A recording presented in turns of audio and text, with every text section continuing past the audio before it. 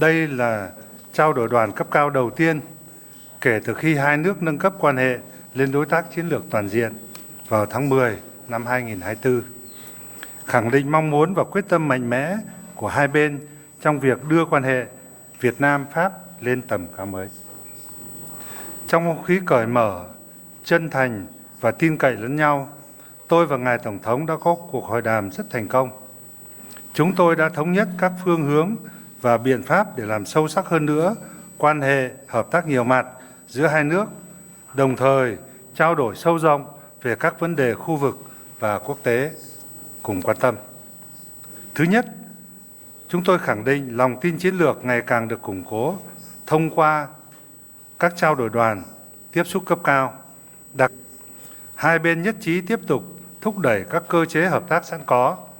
mở rộng các cơ chế hợp tác mới, làm sâu sắc hợp tác chuyên ngành. Hai bên cũng cam kết tăng cường giao lưu nhân dân và đẩy mạnh hợp tác giữa các địa phương hướng tới hội nghị Hợp tác địa phương Việt Nam-Pháp lần thứ 13 tại Pháp. Hai là trong bối cảnh kinh tế toàn cầu đang có nhiều biến động phức tạp, hai bên nhất trí rằng trụ cột kinh tế thương mại và hợp tác phát triển tiếp tục là động lực quan trọng cho quan hệ song phương. Hai bên cam kết phối hợp chặt chẽ nhằm duy trì và củng cố tự do thương mại, mở cửa hơn nữa thị trường cho nhau và tiếp tục triển khai hiệu quả Hiệp định Thương mại Tự do Việt Nam-EU. Việt Nam đề nghị Pháp thúc đẩy Ủy ban châu Âu gỡ bỏ thẻ vàng IUU đối với thủy sản Việt Nam, sớm hoàn tất phê chuẩn Hiệp định Bảo hộ Đầu tư Việt Nam-EU, khuyến khích các tập đoàn, doanh nghiệp Pháp mở rộng đầu tư, liên doanh, phát triển các ngành công nghiệp và dịch vụ chiến lược có tính lan tỏa cao như ô tô, logistics. Ba là thúc đẩy hợp tác về quốc phòng an ninh trên cơ sở các thỏa thuận đã được ký kết, tăng cường trao đổi thông tin về các vấn đề chiến lược, nhất trí nghiên cứu mở rộng hợp tác trên các lĩnh vực công nghiệp quốc phòng, an ninh mạng, đấu tranh phòng chống tội phạm, khủng bố. Bốn là ghi nhận hợp tác trên các lĩnh vực truyền thống như khoa học, công nghệ, y tế, giáo dục đào tạo, còn rất nhiều dư địa để phát triển trong bối cảnh quan hệ mới. Hai bên nhất trí đẩy mạnh hợp tác trên các lĩnh vực mà Pháp có thế mạnh như hàng không vũ trụ, năng lượng hạt nhân, trí tuệ nhân tạo, chuyển đổi số, dược phẩm, thúc đẩy chuyển giao và làm chủ công nghệ. Việt Nam đề nghị Pháp tiếp tục hỗ trợ đào tạo nguồn nhân lực chất lượng cao, tăng cường giảng dạy tiếng Pháp tại Việt Nam và mở rộng chương trình học bổng cho học sinh, sinh viên Việt Nam. Năm là Việt Nam đề nghị chính phủ Pháp tiếp tục quan tâm tạo điều kiện thuận lợi cho cộng đồng người Việt Nam ổn định cuộc sống và hội nhập tốt, tiếp tục có đóng góp thiết thực cho phát triển kinh tế xã hội của sở tại, làm cầu nối vững chắc cho tình hữu nghị giữa nhân dân hai nước. 6 là hai bên nhấn mạnh vai trò thiết yếu của chủ nghĩa đa phương, khẳng định cam kết chung trong việc thúc đẩy hòa bình và ổn định quốc tế, nhất trí phối hợp chặt chẽ và ủng hộ lẫn nhau tại các diễn đàn quốc tế và khu vực, đặc biệt là ở Liên Hợp Quốc, ASEAN, EU, Tổ chức Quốc tế Pháp ngữ. Việt Nam và Pháp sẵn sàng ủng hộ tăng cường quan hệ Việt Nam với EU, cũng như giữa ASEAN và Pháp. Nhấn mạnh Công ước Liên Hợp Quốc về luật biển năm 1982 là khuôn khổ pháp lý toàn diện cho tất cả các hoạt động và hợp tác trên biển và đại dương. Hai bên tái khẳng định cam kết duy trì hòa bình, ổn định, an ninh, an toàn và tự do hàng hải, hàng không tại Biển Đông, giải quyết các tranh chấp bằng biện pháp hòa bình trên cơ sở luật pháp quốc tế và ủng hộ mọi nỗ lực sớm đạt được Bộ Quy tắc ứng xử trên Biển Đông COC hiệu lực, thực chất, phù hợp với luật pháp quốc tế, nhất là UNCLOS 1982. Tôi tin tưởng rằng chuyến thăm cấp nhà nước của Ngài Tổng thống đến Việt Nam lần này sẽ là động lực mạnh mẽ thúc đẩy quan hệ đối tác chiến lược toàn diện Việt Nam-Pháp phát triển lên tầm cao mới, mang lại lợi ích thiết thực cho nhân dân hai nước,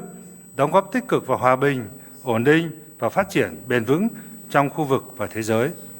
Xin trân trọng cảm ơn sự chú ý của các bạn. De réadmission. Xin cảm ơn. Merci beaucoup, Monsieur le Président. Merci de ma délégation et moi-même pour cette visite d'État. Et je voudrais commencer par réitérer ici les condoléances et les amitiés de la France après la disparition de l'ancien président Chan Duclon et le deuil national dont vous sortez à peine. La France garde en mémoire son action à la tête de votre pays et aussi l'amitié nouée avec le président Jacques Chirac et le travail fait dans le cadre de la francophonie.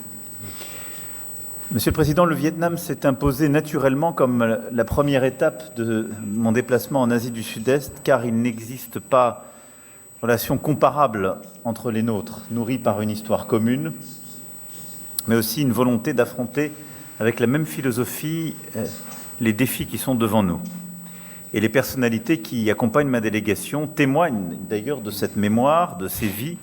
qui ont pour point commun un attachement au Vietnam et à la France. Et après avoir commémoré ce matin le destin tragique de tant de femmes et hommes, nous célébrons maintenant une amitié profonde, enracinée, et nous aurons aussi l'occasion de continuer sur chacun des points de ce partenariat à sceller cet avenir commun. Le Vietnam est en effet entré dans une ère nouvelle de réformes qui doit conduire le pays au rang des pays développés d'ici le milieu du siècle, vous me le rappeliez tout à l'heure, et la France est déterminée à être une nouvelle fois partenaire de premier plan pour accompagner cet élan. Alors, je commencerai peut-être là où vous avez terminé, Monsieur le Président, c'est-à-dire par l'ordre international. Celui-ci, dans un moment à la fois de grand déséquilibre, mais des retours de discours de puissance ou d'intimidation, impose que nous agissions ensemble pour préserver un ordre fondé sur le droit, condition sine qua non à toute prospérité. En effet, alors que la Russie poursuit son agression contre l'Ukraine, nous sommes convenus de toute l'importance de parvenir à une paix durable et robuste, avec un objectif qui commence par la mise en œuvre de cessez-le-feu, mais plus largement, et nous l'avons évoqué aussi en parlant de la mer de Chine, nous partageons la même volonté de défendre le droit maritime international, en particulier la Convention des Nations Unies sur le droit de la mer. La France a constamment réitéré cet attachement, celui de liberté, de la souveraineté, qui est au cœur de notre stratégie indo-pacifique, au cœur aussi de la centralité que nous reconnaissons à l'ASEAN. Nous avons démontré encore plus concrètement cet attachement à la liberté de navigation et à la stabilité régionale avec le déploiement du groupe aéronaval français en mer de Chine méridionale, début 2025, et l'escale de la frégate Provence à Ho Chi Minh Ville, à cette occasion, a incarné cette convergence. Nous défendrons également l'idée d'une action résolue de la communauté internationale en faveur de la planète et la conférence des Nations Unies sur l'océan qui se tiendra à partir du 8 juin à Nice nous donnera une opportunité d'aller de l'avant et je suis reconnaissant au Vietnam de sa présence à cette conférence de haut niveau et de son engagement en particulier sur le traité dit BBNJ. Nous allons ensuite continuer à bâtir un partenariat de souveraineté qui est un axe au cœur justement de notre approche dans l'Indo-Pacifique. Cet objectif passe par une coopération de défense renforcée avec plusieurs projets et une lettre justement cadre qui a été signée par nos deux ministres hier soir, mais aussi par de nombreux projets dans des secteurs comme l'espace, nous venons de le voir avec un des partenariats. Vous faites confiance aux entreprises françaises pour disposer de moyens satellitaires, de métaux critiques, de transport, avec la disponibilité de la France à vous accompagner pour la construction d'une ligne de train à grande vitesse, mais aussi d'énergie décarbonée, avec en particulier le nucléaire civil. Et nous l'avons vu à l'instant, qu'il s'agisse de notre aéronautique, qu'il s'agisse du spatial, qu'il s'agisse de nos capacités, de nos grands acteurs logistiques ou aéroportuaires, qu'il s'agisse de nos acteurs en matière de santé, de transport, nous avons des partenariats au plus haut niveau entre les institutions et entreprises françaises et vietnamiennes. Sur la question de l'énergie, j'y reviendrai demain matin avec les acteurs vietnamiens et français de ce secteur, mais je veux insister ici sur les remarquables progrès enregistrés par notre partenariat pour une transition énergétique juste, dite JETP. En effet, près de 240 millions d'euros ont déjà été engagés. Nous allons accélérer car c'est là aussi un axe de notre partenariat avec une réelle expertise de nos entreprises. Mais nous souhaitons être des partenaires de la